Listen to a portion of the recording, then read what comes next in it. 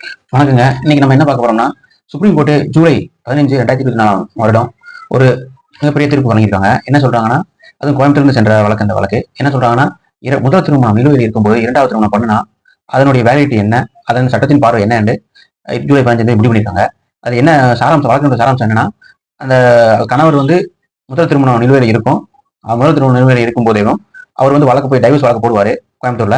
அங்க வழக்கும் பெண்டிங்ல இருக்கும். இந்த மீன் டயத்துல என்ன பண்ணுவாருன்னா, இன்னொரு பொண்ணையும் திருமணம் முடிச்சுக்குவாரு. அவங்களுக்கு ஒரு குழந்தையும் பிறக்கும். அந்த குழந்தை இருக்கும். இப்போ வந்து அந்த முதல் திருமணம் முடிச்ச அந்த பொண்ணு வந்து வழக்கு போடுவாங்க. வழக்கு போட்டு கீழமை நீதிமன்றத்துல அவங்களுக்கு வந்து தண்டனை கொடுப்பாங்க. என்ன கொடுப்பாங்கன்னா 1 இயர் பனிஷ்மெண்ட்டும் 2000 ஃபைனும் போடுவாங்க. இதுக்கப்புறம் இதுல வந்து அவங்க அப்பா அம்மாவும் அந்த பையனுடைய அப்பா அம்மாவும் உள்ள வந்து அக்யூஸ்டா சேர்க்கப்பட்டிருப்பாங்க. இது எதிர்த்து அப்பீல் வந்து டிஸ்ட்ரிக்ட் கோர்ட்டுக்கு போகும்.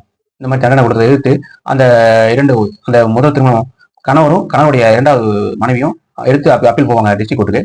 டிஸ்ட்ரிக்ட் கோர்ட் வந்து என்ன செய்யும்னா, மேலும் அந்த கம்ப்ளைண்ட் கொடுத்த மொதல் ஒய்ஃப் இருக்காங்களா, அவங்க ஒரு அப்பீல் போடுவாங்க. இந்த மாதிரி விடுதலை பண்ணிட்டாங்க. அவங்க அப்பா அம்மா முதல் கணவருடைய அப்பா அம்மா விடுதலை பண்ணதுக்கும் அவங்க அப்பீல் போவாங்க.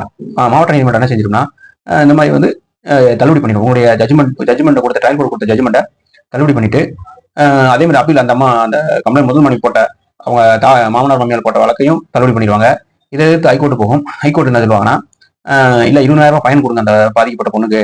20,000 ஃபைனும் பிளஸ் ஒரு டில் அன்னைக்கு சூரியன் மறையும் வரைக்கும் உள்ள கோர்ட்ல இருக்கணும் அப்படின்னு சொல்லி ஒரு நாள் மட்டும் திருப்பி கொடுத்துருவாங்க.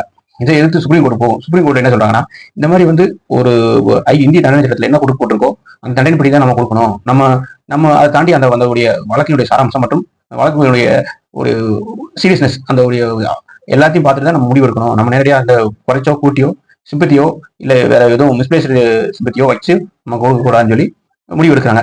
அந்த முடிவின் கீழே தான் சுப்ரீம் கோர்ட் என்ன செய்யறாங்கன்னா, இல்ல நீங்க வந்து இந்த இந்த அஃபென்ஸ் தவறு.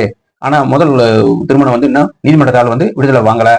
முதல் திருமணம் வந்து இன்னும் நீதிமன்றத்தால டைவர்ஸ் கொடுக்கல. ஸோ அதனால வந்து உங்களுக்கு வந்து எல்லோருக்கும் தண்டனை கொடுக்கணும்னு சொல்லி சுப்ரீம் கோர்ட் என்ன சொல்றாங்கன்னா, இந்த இவருக்கும் இந்த முதல் 2வது திருமணம் முடிச்ச அந்த பொண்ணுக்கும் தண்டனை கொடுத்துறாங்க. என்ன சொல்றாங்கன்னா, இந்த மாதிரி வந்து 2 பேருக்கும் 6 மாசம் தண்டனை கொடுக்குறாங்க. அந்த 6 மாசம் தண்டனை அந்த கணவர் வந்து அந்த முதல் கணவர் வந்து 3 மாத தண்டனையை முதல் அனுபவிக்கணும். அந்த 2வது திருமணம் முடிச்ச அந்த பெண் வந்து அடுத்த இவர் வெளியே வந்ததுக்கு அப்புறம் அந்த தண்டனையை அனுபவிக்கும் சொல்லி உச்சநீதிமன்றம் முடிவு வருது. இதுல மூலியமா நம்ம என்ன தெரிஞ்சுக்கணும்னா, முதல் திருமணம் நிலுவையில் இருக்கும்போதோ அல்லது வழக்கு நீதிமன்றத்தில் விசாரணையில் இருக்கும்போதோ நம்ம எந்த அடுத்த திருமணம் பண்ணோம்னா அது சட்டத்தின் பார்வையில தடை செய்யப்பட்ட ஒன்று. அது இந்திய தண்டனை சட்ட பிரிவு 495 மற்றும் 494 கீழ் விசாரிக்கப்படக்கூடிய ஒரு வழக்கு. சிடி ரவிக்குமாரும் சஞ்சய்குமாரும் இந்த வழக்கை முடிவு கொண்டு வராங்க. இந்த வழக்கினுடைய ஸ்பெஷல் சர்க்கம்ஸ்டன்ஸ்னால இந்த வழக்கு எவ்வாறு முடிவு கொண்டு வர்றதுன்னு சொல்லுவாங்க.